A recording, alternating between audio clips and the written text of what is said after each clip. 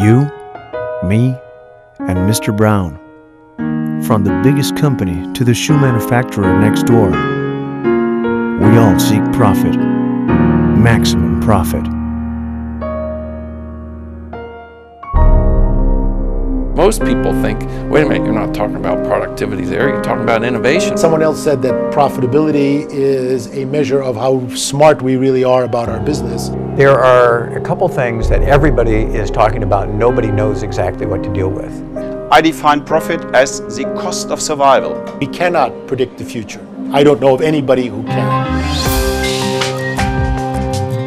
If profits have always moved and shaped economies of all kinds and all times, what makes profits so different today that companies like Microsoft, Ryanair, Comcast, Dell strategy.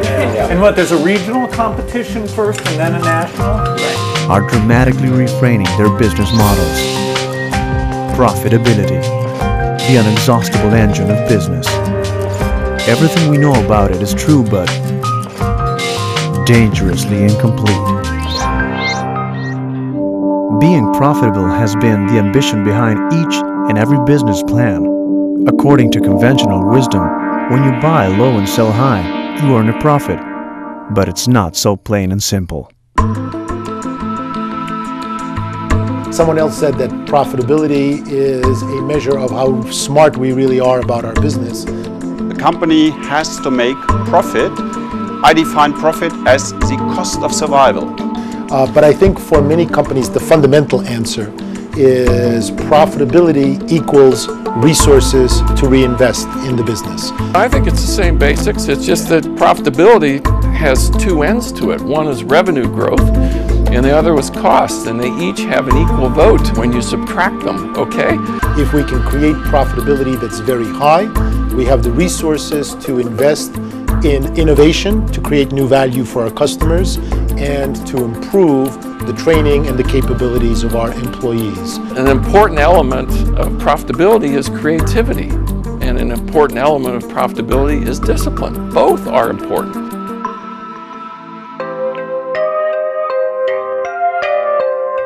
When Apple sets a price for its iPod, there is more to it than just the cost of the device plus a margin. Back in 1999, Steve Jobs had just come back to the company. He was looking at these trends of digital music. And Apple created the iPod system, the iTunes music store, and the alliance with the music producers to provide that whole combination of features to the consumer. People are flocking for these products, are willing to pay more. In spite of the high prices, they sell huge volumes. They became the customer's first choice. And today, Apple and the iPod have something like 70 to 75% of the market. Market structure, perceived value, market share, scarcity, abundance, innovation, lifestyle. These are only some of the changing factors that determine profitability. In fact, profitability is a puzzle. Well, I think in the case of systems and processes, you're looking for productivity gains, you're looking for efficiency, you're looking for minimum cost, maximum effectiveness, you're benchmarking versus your competition. Another mistake that we very commonly see is overreaction to competitive behavior. So often what happens is a competitor takes an action and we immediately respond and do some of the same thing, even if it's not important in the marketplace. In the case of the creative part of the organization, you're typically looking at the reaction of the people who are responding to the creativity. Wherever there is profit, there are essential forces that cause it to happen in a particular situation. And if you, me, or Mr. Brown want to find out how to put the pieces of that puzzle together for our businesses, we should, as Taichi Ono, the soul of the now profitable Toyota, used to say, ask why 5 times. By the 5th time we explain our decision, we will start getting closer to the real answer. Toyota is profitable with a very high profitability. Why? not because they are cheap, but because their quality is so excellent. They have built up a very strong brand image. BMW, German automotive manufacturer, may spend money to get a customer. That customer, they make so much money from selling that car to them. In many other industries, however, you can be very successful at the low end. And to think of Mr. Brown and the furniture business, there is a very, very big market there. Case in point, IKEA is phenomenally successful at extremely low price points. Walmart is not successful because of the low prices. Walmart is successful because it combines a consistent, reasonable quality with low prices. But look at the business design that they have built. They've built a network of suppliers that are ultra low cost. They have built a logistical system that is extremely low cost. So they have built a fantastic business, but with a very different business design than the traditional models. The acid test of experience shows that there is no recipe for profitability. There are lots of profit models. For example, 20 years ago, the largest market share player used to be the most profitable in each industry. Think of General Electric and its famous rule, be first or second in market share, or find your way out of that business.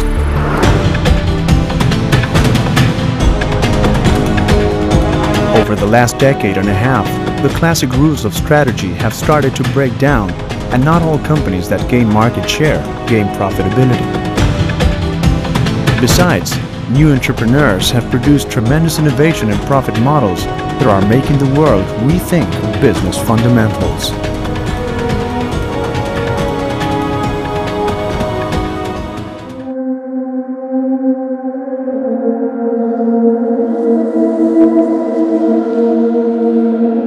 When talking about profitability and its patterns, there is a name that inevitably comes to one's mind: Warren Buffett. Berkshire Hathaway, his investment management company, is still among the 10 most profitable firms from the Fortune Global 500. Even before becoming the Omaha Oracle, he was a fan of business fundamentals. Since he started investing more than 50 years ago, he has always looked for businesses with superior economic characteristics, controlled by successful, skilled management teams, and with long histories of above-average earnings growth, like Amazon, Gillette, or Coca-Cola, which turn out to be one of Berkshire Hathaway's most lucrative investments, one he still holds since 1988. Most owners of equity are investing not for the dividend, they're investing for growth. Is Starbucks. And for the last several years, it's been one of the fastest growing companies and fastest growing brands in the world. So one should ask, why is the pressure to grow? And the answer is the stock market and investors sort of force you into growth. But then the question is, how do you grow? They're investing to protect that profitability and to grow that profit over time. And so the high profit companies certainly have the ability to give an appropriate dividend to the investor. Look at Gillette. For razor blades, they are by far the most expensive. They have by far the highest market share. Why? Because they deliver the best value and people are willing to pay more. But what the investor is really interested in is, if the stock price is 20 today, how can you make it 50 to 100? And the high profit companies have the best capability to reinvest to make that happen. In a time when diversification, portfolio management, speculation, and short-term profits were at the top of the hype, profitability depends on the strength of a firm's fundamentals. In Coke, Buffett saw the most consistent long-term growth of perhaps any corporation in history, without making any changes to the core product in 100 years. When he bought in, Coke was enjoying its 25th year of consecutive dividend growth.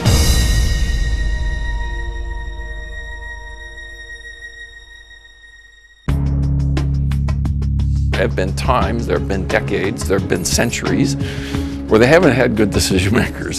The biggest example, IBM, lost tremendous value in the late 80s and 90s because value moved away from hardware towards software and chips. It sort of is interesting because some of the strongest brands, because they're so strong around their brand, have trouble proliferating into other products. Case example, Sony was worth $130 billion in 1999. It's down to $55 billion today. At the same time, Apple, during precisely the same period, has moved from being worth $10 billion to being worth $120 billion. And you see, Sony is at the verge of bankruptcy because their profit is simply too low. This leads me back to my motto: profit is the cost of survival. If you neglect that cost, you will go under in the long term. Collapse that happens to the old business model isn't necessary if you anticipate that shift and start changing your business model early enough to respond. But when you get high quality decision makers coupled with a capitalistic kind of system that you're operating, it's a powerful match. Bulls and bears, market fluctuations, macroeconomics, or market predictions would never tell you what to do, even in times of economic crisis. Again, in the 90s, Buffett let go of the three-digit returns of the dot-com bubble. He waited until 2003 to buy Amazon, one of the strongest bubble survivors. In Amazon, he saw that profitability made up for risk. If I run a very successful business, usually the person who can see my risks most clearly is someone outside my business. Someone like the customer, someone like a supplier, someone like a venture capitalist who is investing in my domain. Amazon books. Amazon was also known for search and having a lot of variety. So to go from books to videos, pretty easy for them to do. It was very hard for Barnes & Noble to see the importance of Amazon. It was very hard for Sony to see the importance of the iPod. I think one of the core ones is to constantly just run your business today just like you did yesterday, because it seemed to work okay yesterday. Why? I can't tell you, but it is that law of perception. We don't see things as they are, we see things as we are. We see them through the filter of our successful business design, and the last thing we want to know is that we have to change something.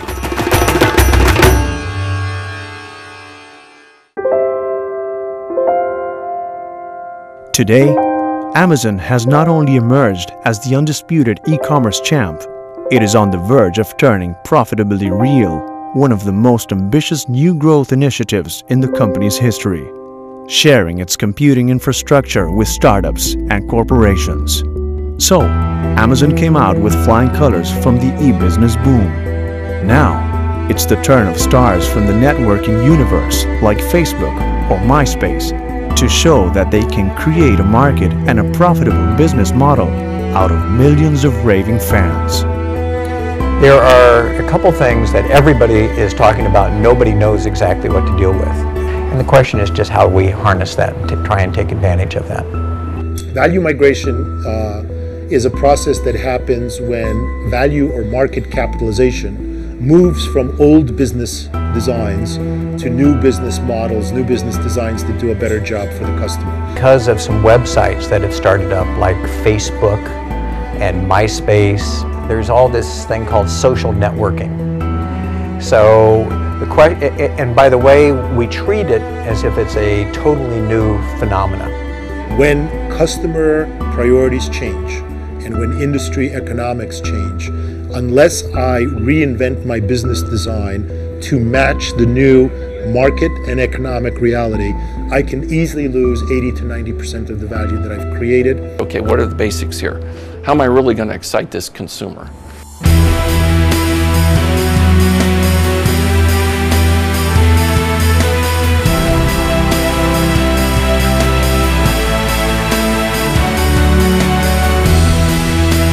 From the crash of the 80s to the internet bubble to the credit bubble, some things have changed, some others have not.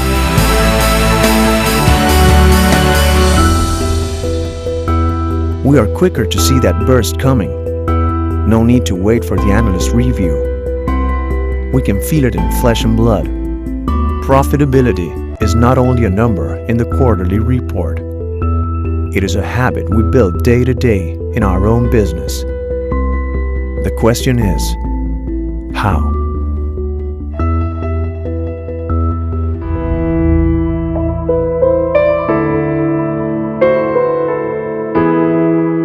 In the 80s, Robert Kaplan, a Harvard Business School professor and expert on strategy and performance, came up with something that was changing the pulse of profitability. Financial measurements weren't sufficient to guide companies to success. They were just measures of past strategy. Companies were creating a great deal of value, present and future, by building customer relationships, by delivering superior quality, by attracting and retaining terrific employees, by training them to create even more value for customers. Then, there was more to business success than just good financials.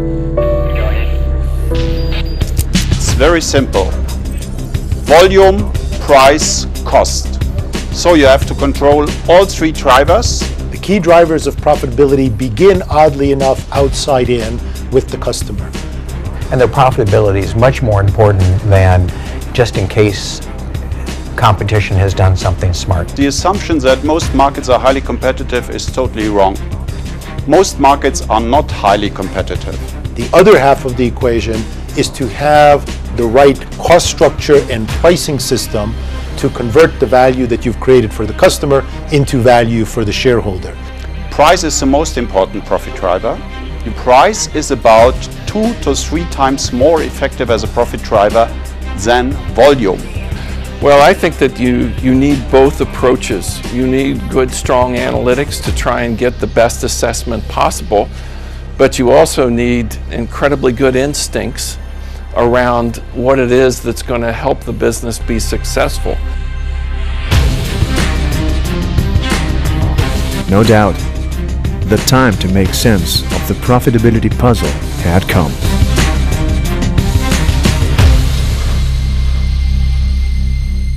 Back in those times, one of the first to sense the shift was Bill Gates, who was quick to sort out one of its more important pieces.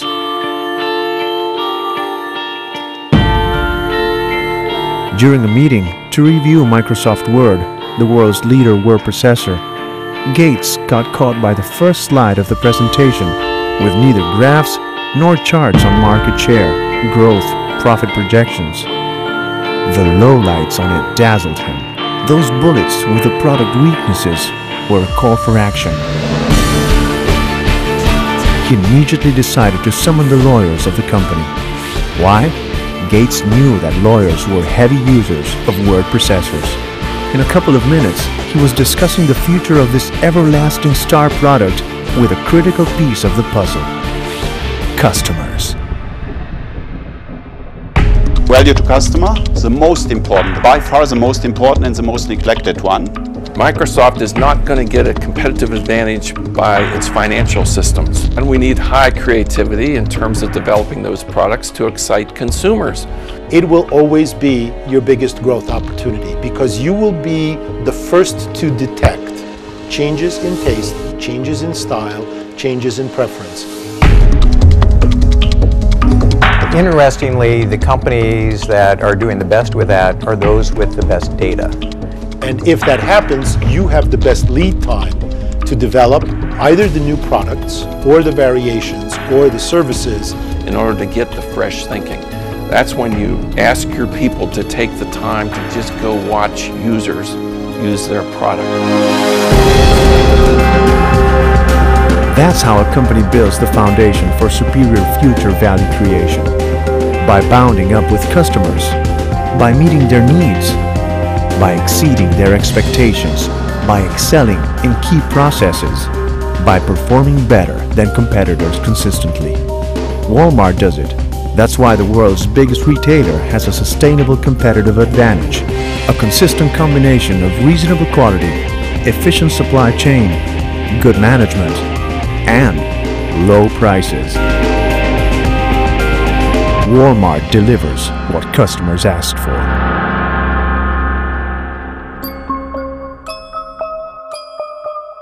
What you need to know is what's important to the customers. And that's what it is that you should be taking actions on and what you should be responding on, but not follow everything that your competitors do. Markets are competitive, price aggressive.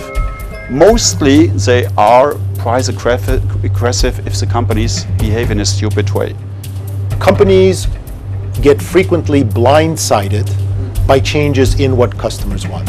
It happens in technology, it happens in financial services, it happens in retailing.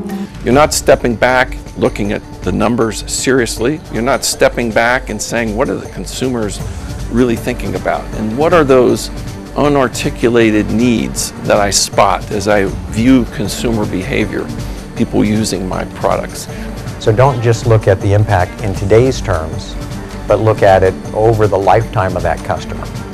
For better or for worse, customers always changed, but today they are changing much more quickly than before. What they want, what they will pay for, what their preferences are, what their dislikes are.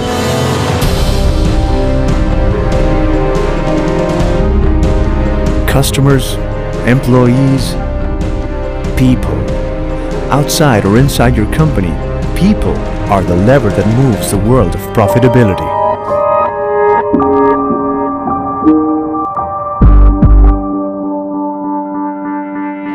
Behind costs are innovation and process.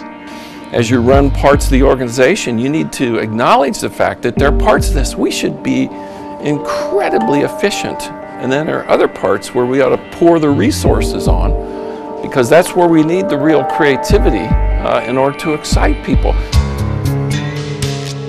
Microsoft is probably 3 to 4 years behind in responding to the Google business model. I'm going to get to your Google example in a second. On Google, what was Google known for? And were they so associated just with America? Were they so associated with just search? And they started proliferating some of what it is that they were before they got too narrowly defined. Google itself is in a very, very good position, but when you're most successful, that's the time to start worrying about value migration. So you constantly need to ask, how do I increase the innovative capability of this organization? What are the tips in regard to how do I increase innovation? And if Google stays with its current business model for the next 3 years, expect its value to fall. The challenge is to make money there, to make a profit there. This will be very difficult. You need totally new products. The question is, can you make money? Most people think, wait a minute, you're not talking about productivity there, you're talking about innovation. Well, innovation is all about profitability. Innovation, creativity, cutting-edge management, people are the new triggers that break through volume, price, cost, the traditional profit drivers. In a world in which markets, industries, and business model changes are neither few nor insignificant, it's nothing but natural to wonder how Mr. Brown, you, me, can match in today's picture of the future.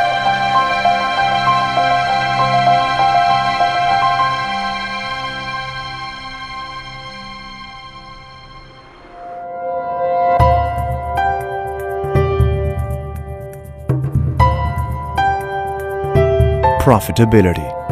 For some, just a short story of making money. For others, the behind the scenes of success. For all, nothing but the delicate balance between opportunities and threats. An obsession and a challenge, the question about profitability strikes as lightning. As the idea of a new business awakes you at night, making you think, how? For reasons that it's difficult to explain, unlike hazard risks like fires or earthquakes.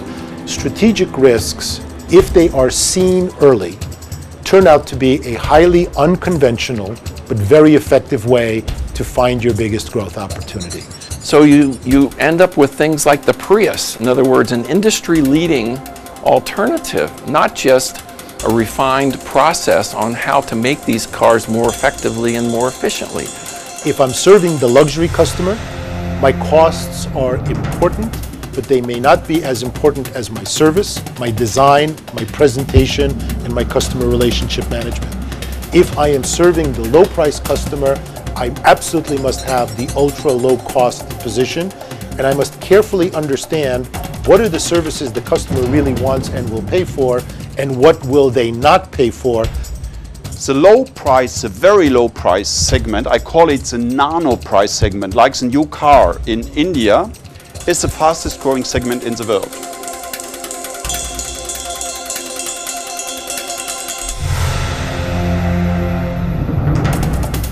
So you're measuring customer satisfaction, you're measuring your performance of your product versus competition to see where you have the edges.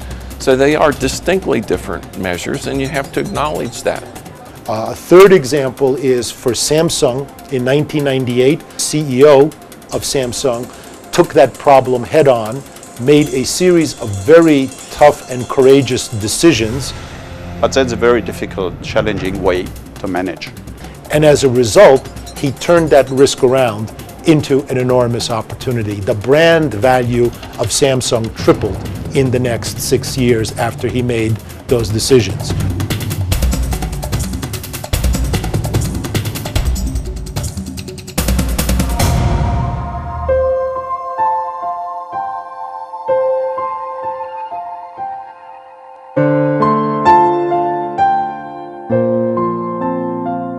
The way to profitability is paved with examples of does and don'ts, recipes for the big and the small, waves of information and a portfolio of choices. But, as you can't trace a copy of a Picasso and call yourself an artist, you can't copy another company's business model and call yourself a master of profits. Commonly acceptable ideas are parity. Creative ideas are distinctive, and they have something to say in the marketplace. I think the point of departure is what customer is Mr. Brown's company serving? Are they serving the luxury customer? Are they serving the mid-market customer or the low-price customer? I have a local florist near where I live. So, small little store, didn't have a computer. What she had was a little index box and wrote cards out and kept a calendar and knew to contact this customer to remind them it's time to repurchase. What is it that the customer wants and will pay for? Yes. And how do I create both an economic structure and a pricing structure that makes it possible to be profitable?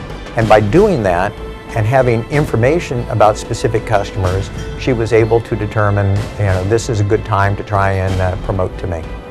Volume, price, cost. So you have to control all three drivers to achieve a sufficient profitability. Most companies fail in that regard. And it is most important for Mr. Brown at the furniture factory or any businessman, whether running a $10 billion company or a $10 million small business, is the important thing about anticipation is to be in a position to react quickly. So accountability in both quarters, the creative quarter as well as the discipline area of the organization, is key.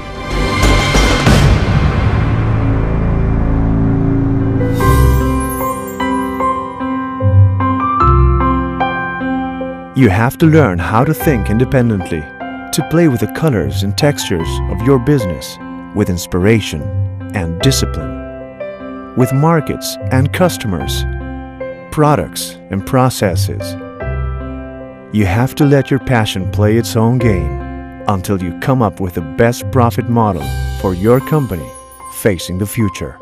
We cannot predict the future. I don't know of anybody who can. But the wise man can anticipate what is about to happen. When we do ask or try to find out what's different about the customer, We shouldn't go in with an attitude of what do I need to know, but rather with the attitude of what am I afraid to find out. Here's the nature of our business model. Here are the set of products. What's next? How are we going to evolve this business? Make it run better? What are the bright ideas? So, will any supplier be allowed to make money in this industry? And if so, what's the specific business design that I have to build that makes it customers' number one choice? Again, very simple. Value to customer, innovation, processes. These are the essential drivers. I'd say 2-3 golden rules are, the first is begin with, am I the customer's first choice? The second is ask the question, how exactly does profit happen in our business? Again, the really talented people that everyone's after are the individuals that are well-rounded enough to understand, okay, now this is an area where we want to be very efficient. This is an area where we need to be highly creative, and we need to watch how excited that consumer is. And I think the third is make sure that everybody in the organization understands how we actually make money so that they align their efforts and their actions behind it. That's when you make the decision to reorganize the organization so they know that the dream of the future is this new organization, and you've jumped ahead of yourself and reorganized it before you've actually achieved the dream.